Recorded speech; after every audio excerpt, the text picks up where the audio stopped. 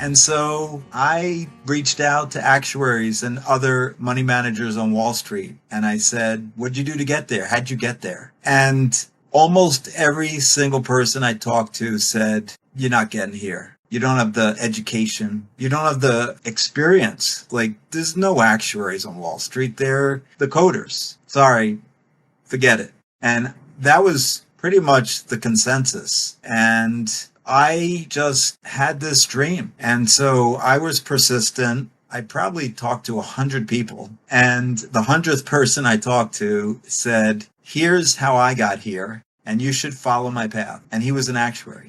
And so I'm like, okay, there's one geeky guy on Wall Street who somehow made it. I'm going to follow his path. And so I started on this route. I quit a job where I was making $110,000 at 27 years old, which in today's dollars is about $245,000. So imagine making $245,000 at 27, 5 years out of school, 6 years out of school, and taking a pay cut, a 30% pay cut because you have a dream, and everyone's giving you more doubt. You know, I tell them I shouldn't have told my friends, should have told my parents, but I told them I got this great job as a credit analyst. I'm one step closer to my dream, and they're like, "What are you doing? You're taking a pay cut? You know, can barely afford your apartment now. What are you doing?"